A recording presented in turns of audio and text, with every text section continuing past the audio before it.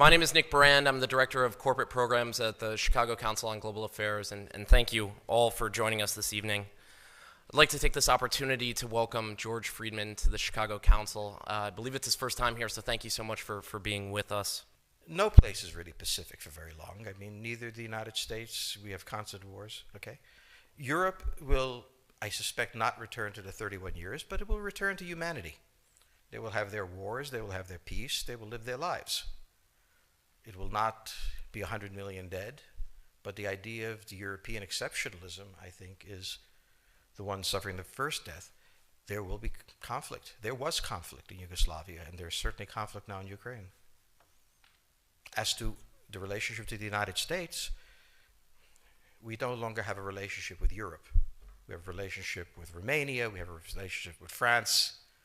There is no Europe to have a relationship with. Yes, the gentleman in the fourth row over here. Excuse me. By the way, I'm a subscriber. Thank you. Is Islamic extremism really the major threat to the United States, and will it die on its own, or will it keep growing? It is a problem to the United States. It is not an existential threat. It has to be dealt with, but it has to be dealt with proportionately.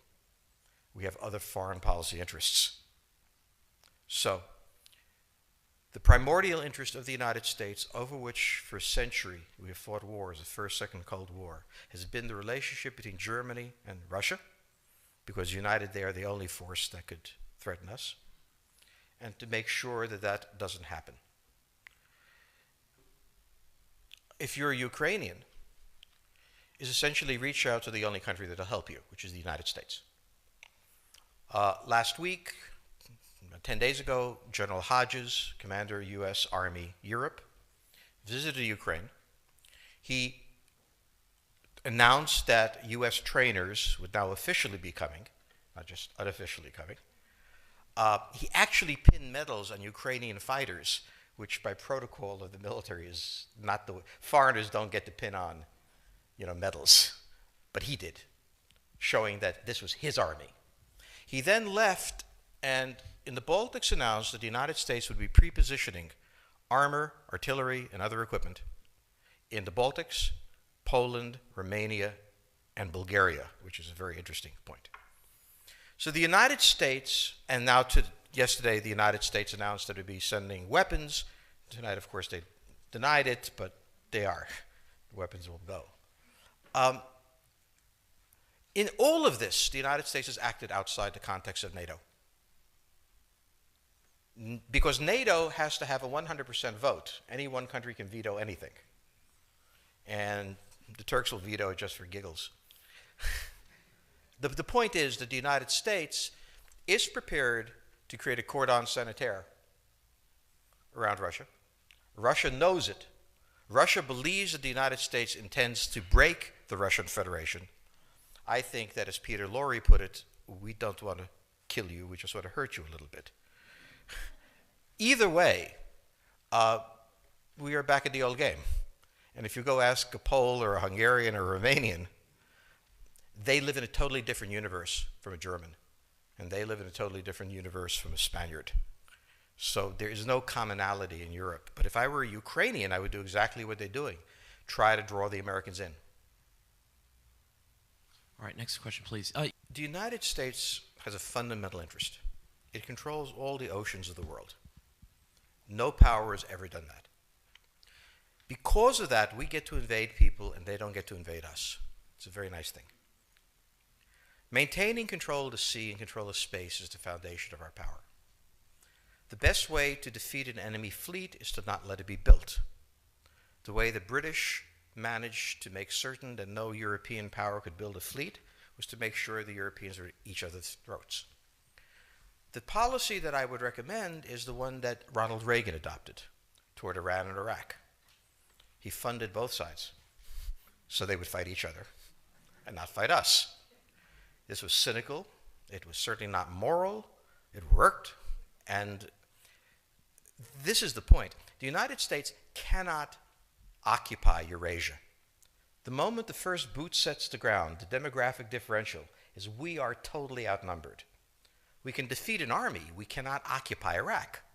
The idea that 130,000 men would occupy a country of 25 million, well, the ratio in New York of cops to citizens was greater than we had deployed in Iraq. So we don't have the ability to go across, but we do have the ability to, first, support various contending powers so they concentrate in themselves with political support, some economic support, military support, advisors, and in extremis, do what we did in Japan, in Vietnam, in Iraq, and in Afghanistan, spoiling attacks. The spoiling attack is not intended to defeat the enemy. It's intended to throw him off balance. What we did in each of these wars, in Afghanistan, for example, is we threw Al-Qaeda off balance. The problem we have, since we're young and stupid, is that having thrown them off balance, instead of saying, okay, job well done, let's go home, we said, well, that was easy. Why don't we build a democracy here? This was the moment of dementia that came in.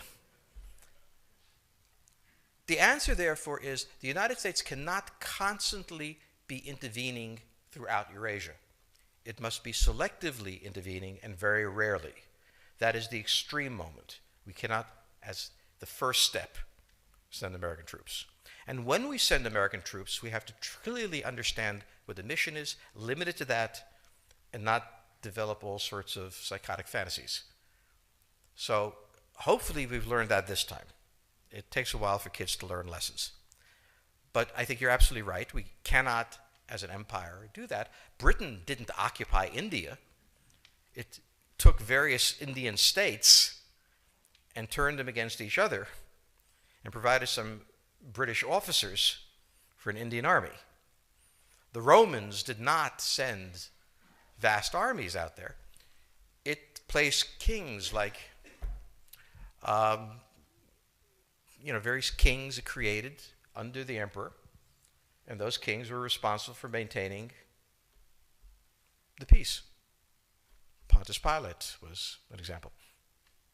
So empires that are directly governed by the empire, like the Nazi Empire, fail. No one has that much power. You have to have a level of cleverness. However, our problem is not yet that. It is actually admitting that we have an empire. So we haven't even gotten to that point where we don't think we can kind of go home and it'll be over and done. And so we're not even ready for chapter 3 of the book. Next question, please. Yes, the gentleman right here in the fourth row.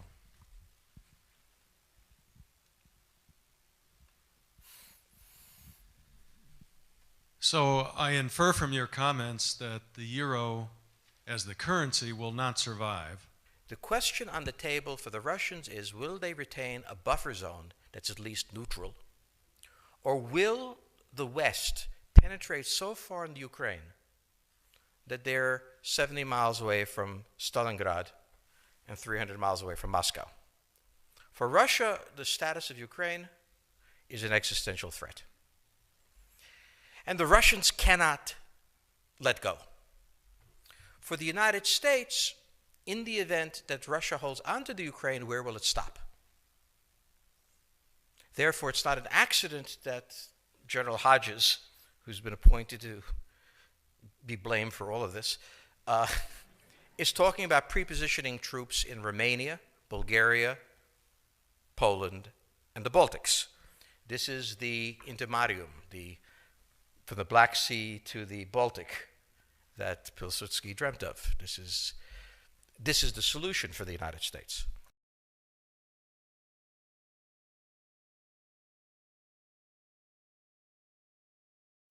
The issue to which we don't have the answer is, what will Germany do? So the real wild card in Europe is that as the United States builds this cordon sanitaire, not in Ukraine, but to the west, and the Russians try to figure out how to leverage the Ukrainians out, we don't know the German position. Germany is in a very peculiar position. Its former Chancellor Gerhard Schroeder is on the board of Gazprom. They have a very complex relationship to the Russians. The Germans themselves don't know what to do. They must export. The Russians can't take up the export. On the other hand, if they lose the free trade zone, they need to build something different. For the United States, the primordial fear is Russian capital, Russian technology, German technology and German capital, Russian natural resources, Russian manpower, as the only combination that has for centuries scared the hell out of the United States. So how does this play out? Well, the U.S. has already put its cards on the table. It is the line from the Baltics to the Black Sea.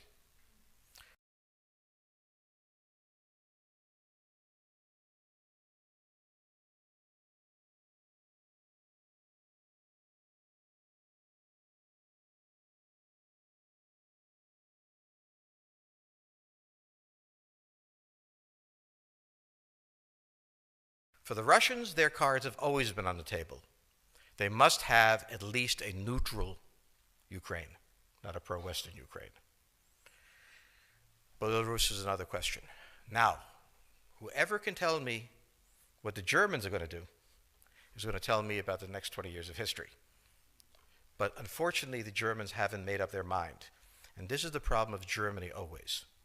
Enormously economically powerful, geopolitically very fragile, and never quite knowing how to reconcile the two.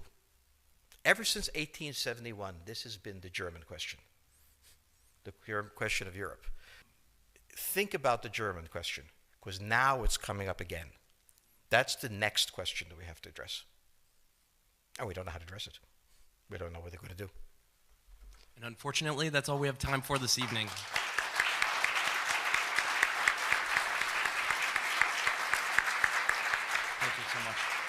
Thank you so much, George Friedman. He'll be signing copies of his book in the rear of the room. Thank you as well to the Chicago Club for co-sponsoring this evening. Good night.